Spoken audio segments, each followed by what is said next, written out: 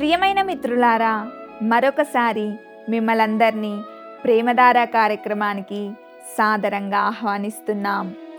దేవుని దయలో, ఆయన మహాకృపలో మీరందరూ వర్ధిల్లుతూ క్షేమంగా మరియు సంతోషంగా ఉన్నారని మేము విశ్వసిస్తున్నాము. ఈ కార్యక్రమములు మీ ఆధ్యాత్మిక జీవితాలకు మేలుకరంగా ఉంటున్నాయని, అందలి సత్యాలు మీ జీవితాలను రూపాంతరం చెందే విధంగా చేస్తున్నాయని విశ్వసిస్తున్నాము.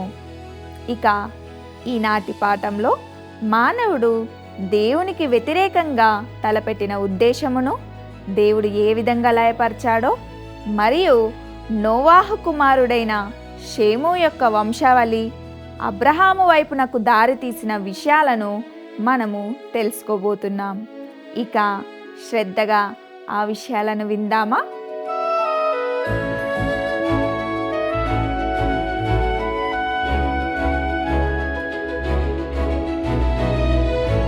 క్రీస్తునందు ప్రియమైన ప్రేమధార టీవీ వీక్షకులందరికీ మన ప్రభువును రక్షకుడైన యేసు క్రీస్తు ఘనమైన నామంలో శుభములు తెలియజేస్తున్నాం. ఆదికాండము 11వ అధ్యాయము 4 నుండి 32వ వచనం వరకు ధ్యానించుకోబోతున్నాం. ఇక 4వ వచనంతో నేటి వాక్య అధ్యయనాన్ని ప్రారంభించుకుందాం. మరియు వారు, మనము భూమి అందంతటా చెదిరిపోకుండా ఒక పట్టణమును ఆకాశమునంటూ శిఖరము గల ఒక గోపురమును కట్టుకొని పేరు సంపాదించుకుందాము రండని మాట్లాడుకొనగా. ప్రియులారా, ఇక్కడ మనము భూమి అందంతటా చెదిరిపోకుండా ఒక పట్టణమును ఆకాశమునంటూ శిఖరము గల ఒక గోపురమును కట్టుకొని పేరు సంపాదించుకుందాము రండని చెప్పుకున్నట్లుగా మీరు ఇక్కడ గమనించారా? వారికి విపరీతమైన అహంకారం ఉండేది. మనకంటూ ఒక పేరు సంపాదించుకుందాము అనేది నా అభిప్రాయం ప్రకారము ఈ గోపురం యొక్క ఏకైక ఉద్దేశము మానవులందరూ సమావేశం అవడానికి ఒక స్థలంగా ఉండడమే. బాబేలు గోపురం అనేది ఒక జిగురాట్గా ఉండేది. జిగురాట్ అనేది ప్రాచీన మెసొపొటేమియా అనగా నేటి ఇరాక్ ప్రాంతంలో నిర్మించిన భారీ మెట్ల పిరమిడ్ ఆకారపు దేవాలయం నిర్మాణం. ఇవి మట్టి ఇటుకలతో తయారు చేయబడి బహుళ అంతస్తులను అనగా టెర్రాస్లను కలిగి ఉంటాయి. ప్రతి నగరానికి సంబంధించిన ముఖ్య దేవుణ్ణి పూజించడానికి మరియు వారి ఆధ్యాత్మిక సంబంధాన్ని పెంపొందించుకోవడానికి ఇవి కేంద్రాలుగా పనిచేశాయి. టైగ్రీస్ యూఫ్రటీస్ లోయలో జిగురాట్ల ఎన్నో శిథిలాలు ఉంటున్నాయి. అబ్రహాము నివసించిన కల్దీల ఊరిలో ఒక జిగురాట్ శిథిలాల ఫోటో మనకు అందుబాటులో ఉంటున్నది. అది ఇటుకలతో చేయబడి దృఢంగా నిర్మించబడింది మరియు దాని చుట్టూ పైకి వెళ్ళే ఒక రన్వే ఉండేది. స్పష్టంగా దాని పై భాగంలో ఒక బలిపీఠం ఉండేది. కొన్ని సందర్భాల్లో దానిపై మానవ బలులు అర్పించబడతాయి. తర్వాత పిల్లలను మంటల్లో ఎరుపెక్కిన విగ్రహంలో బలిగా వేయడం జరిగేది. ఇవన్నీ తరువాతి చరిత్రలో జిగురాట్తో సంబంధం కలిగి ఉండేవి. అయితే దాని నిర్మాణ సమయంలో బాబేలు గోపురము సర్వశక్తిమంతుడైన దేవునికి వ్యతిరేకంగా మానవాళి చేసిన తిరుగుబాటుకు ప్రతీకగా నిలిచింది. స్పష్టంగా ఈ ఉద్యమానికి నిమ్రోదు నాయకత్వం వహించాడు. అతడే బాబేల్ నగరాన్ని నిర్మించాడు మరియు బాబేల్ గోపురాన్ని కూడా నిర్మించినట్లు తెలుస్తుంది. దేవునికి వ్యతిరేకంగా ఉండే ఒక ప్రపంచ సామ్రాజ్యాన్ని స్థాపించడానికి అది అతనికి ఒక స్థలంగా ఉండబోయింది. తన ఆశయాన్ని నెరవేర్చుకోవడానికి మరియు తన కలలను నిజం చేసుకోవడానికి 2 లక్షణాలు మరియు అంశాలు అత్యవసరం. మొదటిది, అతనికి ఒక ఐక్యతా కేంద్రం అంటే ఒక రకమైనటువంటి ప్రధాన కార్యాలయం అవసరం. అతనికి ఒక రాజధాని, సమావేశమయ్యే ప్రదేశము, అందరూ చూసే ఒక స్థలం అవసరం. అందుకే అతడు బాబేల్ నగరాన్ని నిర్మించాడు. ప్రపంచ సామ్రాజ్యం అనే తన కలను నెరవేర్చుకోవడానికి అవసరమైన వాటిలో ఇది ఒకటిగా ఉన్నది.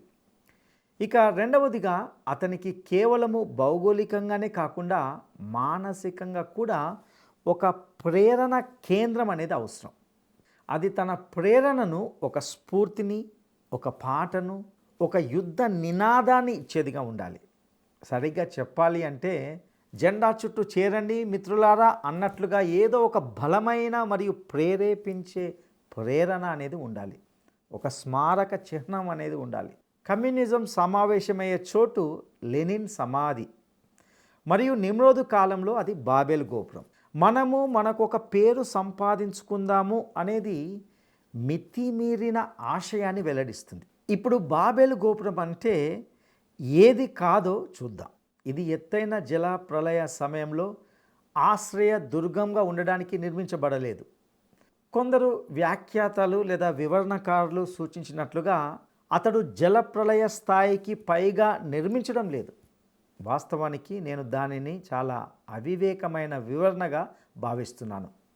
చరిత్రలు చూసినప్పుడు వోల్గా నది ఉప్పొంగినప్పుడు లెనిన్ సమాధి ఒక ఆశ్రయ స్థానమేమి కాదు, అది ఎప్పటికీ కానే కాదు. ఇక్కడ ఈ గోపురము దేవుని పట్ల మనిషి యొక్క గర్వంతో కూడిన ధిక్కారపూర్వకమైన తిరుగుబాటు భావాన్ని వెల్లడించింది.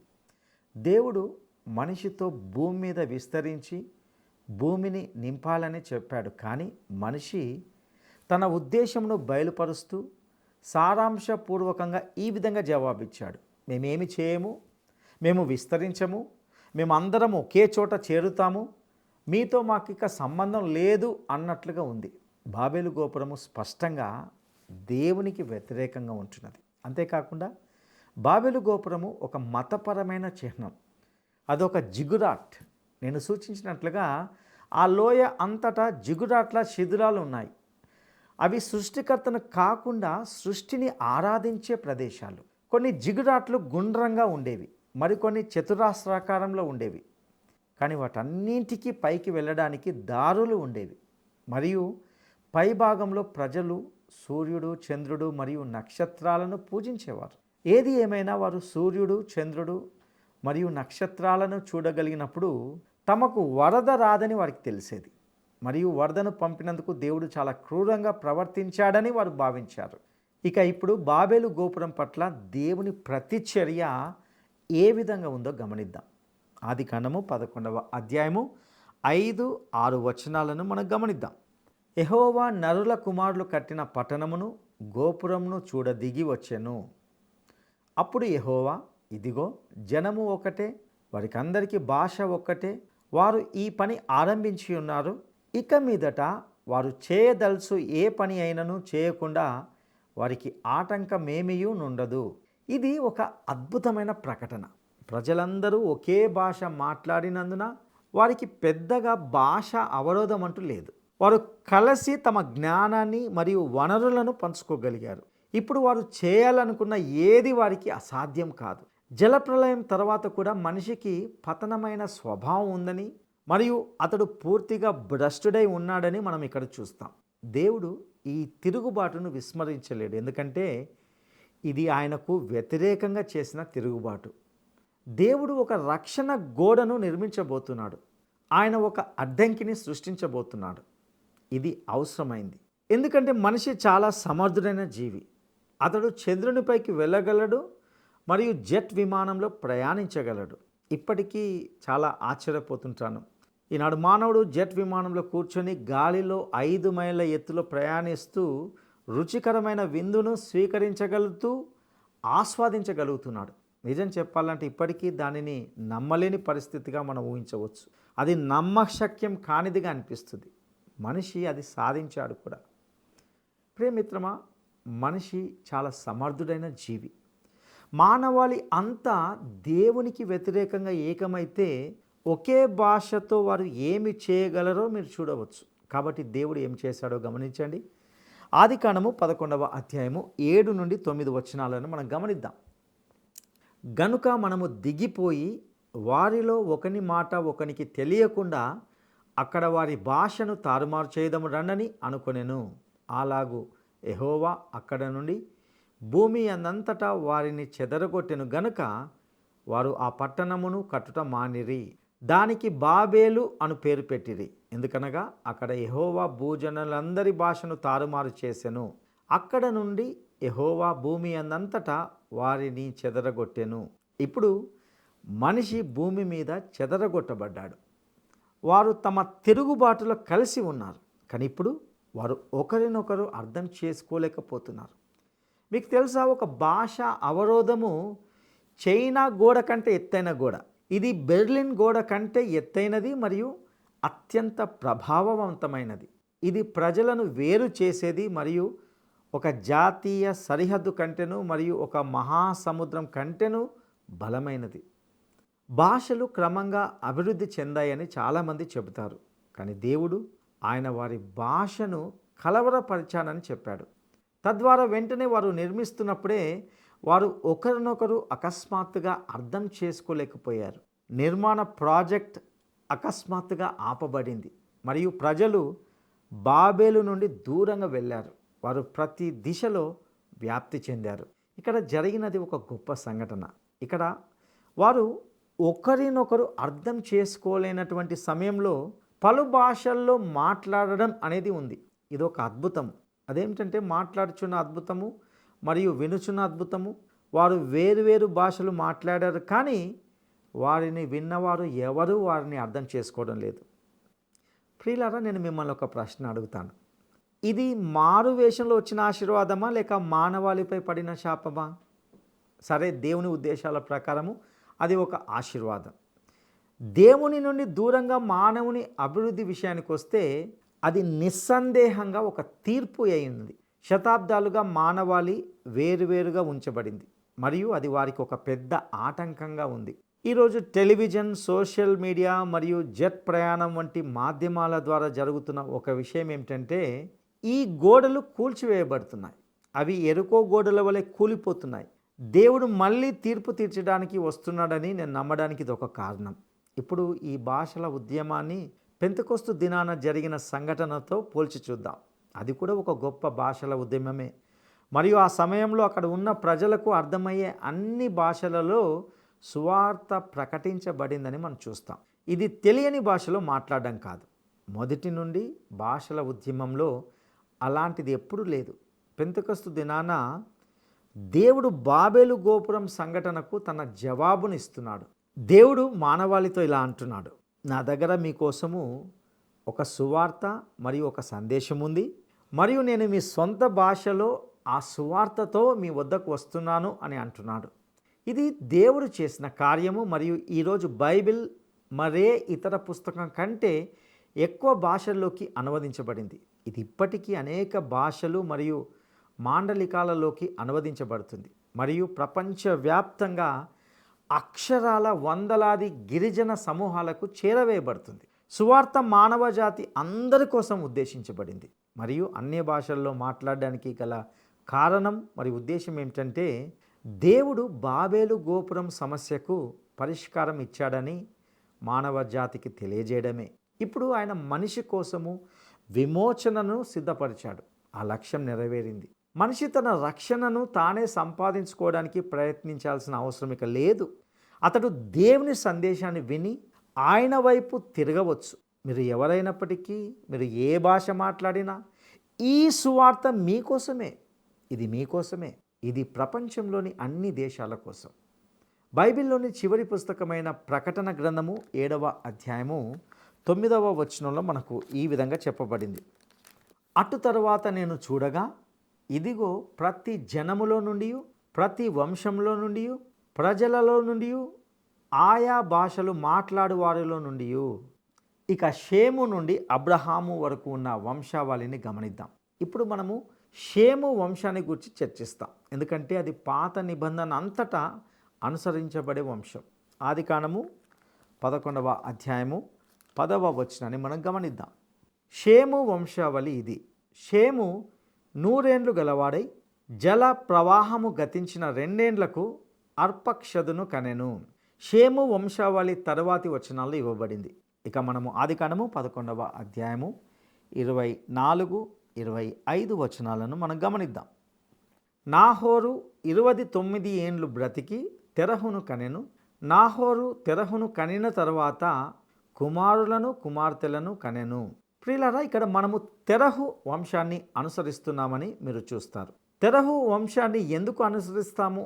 తెరహు వంశాన్ని ఎందుకు అనుసరిస్తాము అనే ప్రశ్నకు సమాధానంగా తరువాతి వచనమైన ఆదికాండము 11వ అధ్యాయము 26వ వచనంలో మనం ఇక్కడ గమనిస్తాం. తెరహు 70 ఏండ్లు బ్రతికి అబ్రామును, నాహోరును, హారానును కనెను. ఇప్పుడు మనము అబ్రాము వంశాన్ని అనుసరించబోతున్నాం. అతడు మనందరికీ అబ్రహాముగా తెలుసు. మనము షేము వంశవృక్షాన్ని అనుసరిస్తున్నాము మరియు వాస్తవానికి మనము ఈ వంశ క్రమాన్ని అనుసరిస్తూ బైబిల్ అంతటిని చదువుతున్నాం. దేవుని వాక్యము ఈ వంశ క్రమాన్ని అనుసరించి నేరుగా క్రీస్తు శిలువ వరకు వెళ్తుంది. దేవుడు వీటన్నిటినీ ప్రాథమిక విషయాలుగా నమోదు చేశాడు. ఇప్పుడు దేవుడు మానవుడు పాపంలో ఉన్నాడని అతనికి చూపించాడు. కయ్యను మరియు హేబెలుల సంఘటనలో కయ్యను తాను పాపి అని అంగీకరించలేదని మనం చూస్తాం. అతనిలో మనం జీవపు డంబానికి ఒక నిదర్శనాన్ని చూస్తాం. జల ప్రళయం వద్ద మనము శరీర పాపాన్ని చూస్తాం. ఎందుకంటే అప్పటి ప్రజలు శరీర పాపాలకు అప్పగింపబడ్డారు. వారు హింసలో మునిగిపోయారు మరియు వారి ప్రతి ఆలోచన ఊహ చెడ్డవిగా ఉంటున్నాయి. దేవుని అవసరాన్ని గుర్తించడంలో వారు గుడ్డివారై ఉన్నారు. ఆయన పిలుపుకు వారు చెవిటివారై దేవునికి మృతులై అపరాధములలోనూ పాపములలోనూ చనిపోయి ఉన్నారు. దేవుడు నోవహు ద్వారా వారికి ఒక ఆహ్వానాన్ని పంపాడు. వారు ఆ ఆహ్వానాన్ని తిరస్కరించి శరీర పాపములలోనే ఉండిపోయారు. ఆ తర్వాత ఇక్కడ బాబేలు గోపురం వద్ద మనము ఇష్టానికి సంబంధించిన పాపాన్ని, అంటే దేవునిపై తిరుగుబాటును చూస్తాం. అదే బాబేలు గోపురం. ప్రియులారా, మీకు మీరు నిర్మించుకున్న స్వంత చిన్న బాబేలు గోపురం మీలో ఉంటున్నదా? మీరు దేవునికి వ్యతిరేకంగా తిరుగుబాటులో ఉన్నారా?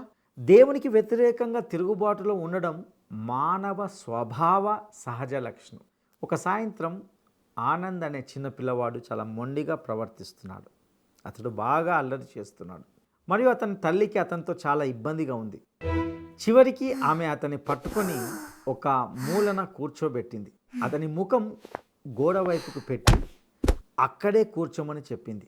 ఆమె అతన్ని అక్కడే వదిలిపెట్టి కుటుంబంలోని మిగతా వారితో పాటు వేరే గదిలోనికి తిరిగి వెళ్ళిపోయింది. కొంతసేపటి తర్వాత ఆమెకు అక్కడ ఏదో శబ్దం వినిపించింది.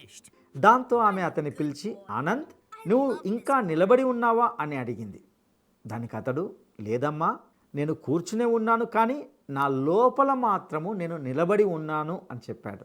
ప్రియులారా, నిజం చెప్పాలంటే ఈ రోజుల్లో చాలామంది స్త్రీ పురుషులు తమ హృదయాలలో దేవునికి వ్యతిరేకంగా నిలబడుతూనే ఉన్నారు. వారు తమ సొంత చిన్న బాబేలు గోపురాన్ని నిర్మించుకున్నారు. ఇప్పుడు మనము క్రీస్తు వైపు నడిపించే రేఖను అనుసరిస్తున్నప్పుడు ఇక్కడ తెరహు తరాలు లేదా కుటుంబాలు ఉంటున్నాయి. ఇక ఆదికాండము 11వ అధ్యాయము 27 నుండి 31 వచనాలను మనం గమనిద్దాం. తెరహు వంశావళి ఇది. తెరహు అబ్రామును, నాహోరును, హారానును కనెను. హారాను లోతును కనెను. హారాను తను పుట్టిన దేశమందలి కల్దీయుల ఊరను పట్టణములో తన తండ్రి అయిన తెరహు కంటే ముందుగా మృతి పొందెను. అబ్రామును నాహోరును వివాహము చేసుకొనిరి. అబ్రాము భార్య పేరు షారాయి, నాహోరు భార్య పేరు మిల్కా. ఆమె మిల్కాకును ఇస్సాకును తండ్రి అయిన హారాను కుమార్తె. షారాయి గొడ్రాలయ్యుండెను, ఆమెకు సంతానం లేదు. తెరహు తన కుమారుడగు అబ్రామును, తన కుమారుని కుమారుడు అనగా హారాను కుమారుడగు లోతును, తన కుమారుడగు అబ్రాము భార్య అయిన షారాయి అను తన కోడలిని తీసుకొని కనానుకు వెళ్ళుటకు కల్దీయుల ఊరను పట్టణంలో నుండి వారితో కూడా బయలుదేరి హారాను మట్టుకు వచ్చి అక్కడ నివసించిరి. ప్రియులారా, ఇక్కడ హారాను అనే పేరుకు ఆలస్యం అని అర్థం. ఇక ఆదికాండము 11వ అధ్యాయము 32వ వచనాన్ని మనం గమనిద్దాం. తెరహు బ్రతికిన దినములు 205 ఏండ్లు. తెరహు హారానులో మృతి పొందెను. ఈ కొద్దిపాటి చరిత్ర మనము అబ్రహామును అనుసరించబోతున్నామని మనకు తెలియజేయడానికి ఇవ్వబడింది. మరియు అతని కథ తర్వాతి అధ్యాయంలో ప్రారంభమవుతుంది. ఈ దశలోనే ఆదికాండం అనే గ్రంథము, మరియు చెప్పాలంటే బైబిల్ మొత్తం కూడా ఒక మలుపు తీసుకుంటుంది. ఆదికాండం గ్రంథము మధ్యలో ఒక గొప్ప లోయ ఉంది. మొదటి 11 అధ్యాయాలు ఒకవైపు మరియు చివరి 39 అధ్యాయాలు మరొక వైపు. మొదటి 11 అధ్యాయాల్లో మనము 2000 సంవత్సరాల కంటే ఎక్కువ కాలంతో కూడిన సమాచారాన్ని మనము కలిగి ఉంటాం. ఇది బైబిల్లోని మిగిలిన భాగం మొత్తంతో సమానమైన సుదీర్ఘకాలం. ఆ 2000 సంవత్సరాలను ఆదికాండము 12 నుండి 50 అధ్యాయాల వరకు ఉన్న 350 సంవత్సరాలతో పోల్చి చూడండి. ఆదికాండంలోని ఈ మొదటి 11 అధ్యాయాలలో మనం సృష్టి, మానవుని పతనము, జలప్రలయము మరియు బాబేలు గోపురాన్ని చూసాం. ఇవి ఆ సుదీర్ఘ కాలాన్ని విస్తరించిన 4 గొప్ప సంఘటనలు. ప్రియ సహోదరుడా, సహోదరి, నేటి ఈ సందేశం ద్వారా మనం ఎన్నో లోతైన సత్యాలతో కూడిన వివరాలను తెలుసుకుని ఉన్నాం. బాబెలు గోపురము సర్వశక్తిమంతుడైన దేవునికి వ్యతిరేకంగా మానవాళి చేసిన తిరుగుబాటుకు ప్రతీకగా నిలిచిందనే వాస్తవాన్ని గ్రహించాం. బాబెలు గోపురం వద్ద మనము ఇష్టానికి సంబంధించిన పాపాన్ని, అంటే దేవునిపై తిరుగుబాటును చూస్తాం. అదే బాబెలు గోపురం యొక్క లక్షణం. ప్రియులారా, మీకు మీరు నిర్మించుకున్న స్వంత చిన్న బాబెలు గోపురాలు ఇంకా మీలో ఉంటున్నాయా? దాన్ని మనం పరీక్షించుకోవాలి. మీరు దేవునికి వ్యతిరేకంగా తిరుగుబాటులో ఉన్నారా? దేవునికి వ్యతిరేకంగా తిరుగుబాటులో ఉండడం మానవుని యొక్క స్వభావంలోని సహజ లక్షణం. అయితే నీవు నేను దేవుని చిత్తాన్ని గ్రహించి దానికి లోబడి జీవించడానికి ప్రభు మనకు సహాయం చేయనుగాక. దైవాశీస్సులు. ప్రార్థన చేసుకుందాం. మహాపరిశుద్ధుడా, నమ్మదగిన దేవా, నీ దయగల పాదాలకు వందనాలు చెల్లిస్తుంటున్నాం. ఇంతవరకు నీ వాక్యం ద్వారా మాతో మాట్లాడిన ప్రతి సత్యానికే నీకు వందనాలు చెల్లిస్తుంటున్నాం. ప్రభా, ముఖ్యంగా మానవుడు స్వతహాగా బాబెలు గోపురం లాంటి లక్షణాన్ని కలిగి నీకు వ్యతిరేకంగా పనిచేస్తూనే ఉంటున్నాడు. నీకు తిరుగుబాటు చేసి నీకు వ్యతిరేకంగా పనిచేస్తూ నీకు దుఃఖాన్ని కలిగిస్తుంటున్నాడు. ప్రభువా, మేము కూడా వ్యక్తిగతంగా మా జీవితాల్లో చిన్న చిన్న బాబెలు గోపురాలను నిర్మించుకొని మిమ్మల్ని బాధ పెడుతూ మీకు వ్యతిరేకమైన మనసును కలిగి మేము జీవిస్తుంటున్నాం. ప్రభువా, ఈ యొక్క సందేశం ద్వారా మేము మా జీవితాలను సరిచేసుకొని నీ యొక్క చిత్తానికి అనుగుణంగా ప్రవర్తించడానికి నీ కృపా సహాయం దయచేయవలసిందిగా ప్రార్థిస్తూ నీకే సమస్త ఘనత, మహిమ, ప్రభావంలో ఆరోపిస్తూ మా రక్షకును నమ్మదగిన యేసయ్య నామంలో అడిగి స్తుతించి వేడుకుంటున్నాము తండ్రి. ఆమెన్.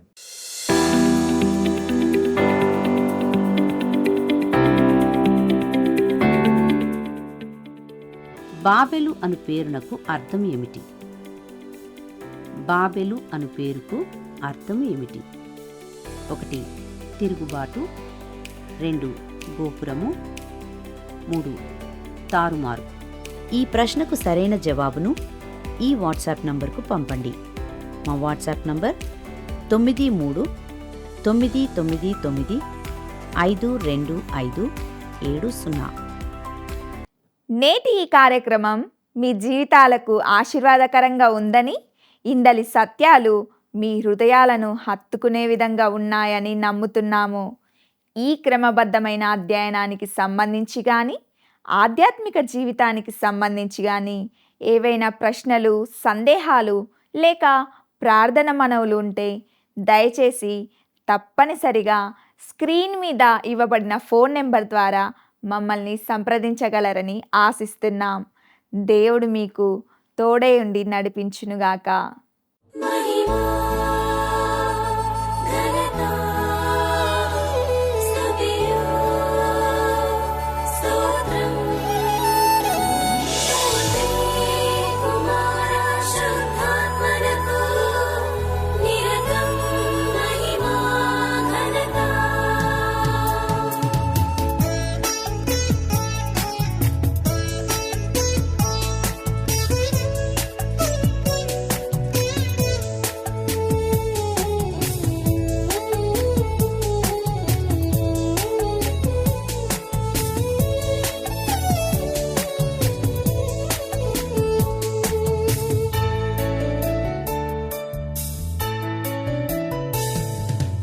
ఆరాధనకు యోగ్యుడా, నిత్యము స్తుతించెదను. నీ మేలులను మరువకనే ఎల్లప్పుడు స్తుతి పాడెదను. ఆరాధనకు యోగ్యుడా, నిత్యము స్తుతించెదను. నీ మేలులను మరువకనే ఎల్లప్పుడు స్తుతి పాడెదను. ఆరాధనా ఆరాధనా ఆరాధనా ఆరాధనా, నీ మేలులకై ఆరాధనా. దీవెనకై ఆరాధనా, నీ మేలులకై ఆరాధనా, నీ దీవెనకై ఆరాధనా, ఆరాధనా, ఆరాధనా, ఆరాధనా, ఆరాధనా.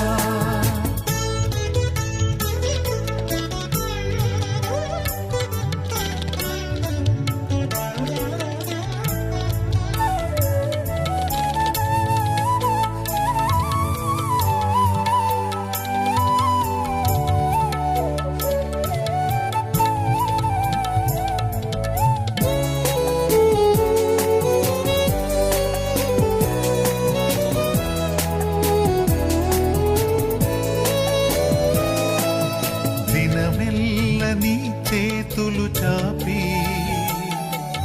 కౌగిలిలో కాపాడుచుంటివే,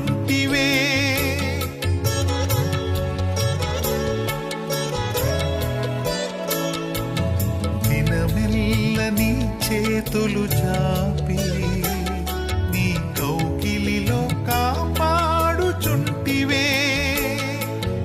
నీ ప్రేమ నీ జాలి నీ కరుణకై నా పూర్ణ హృదయముతో సన్నుతింతును, నీ ప్రేమ నీ జాలి నీ కరుణకై నా పూర్ణ హృదయముతో సన్నుతింతును.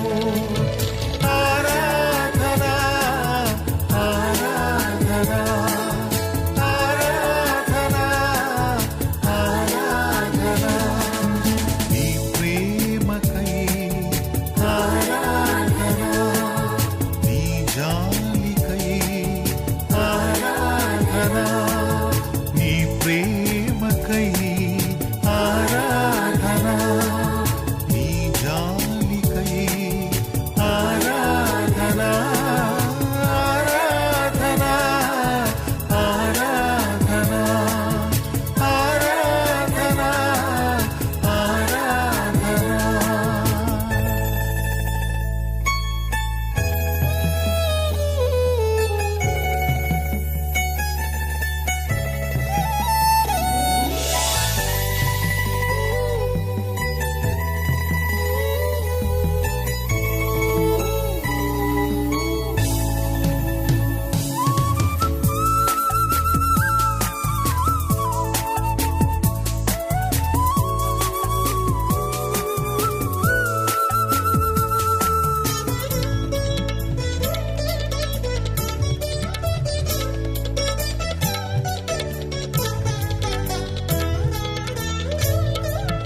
ధనవంతులుగా చేయుటకు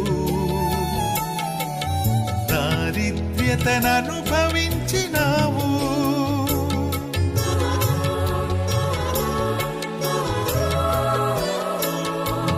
ధనవంతులుగా చేయు.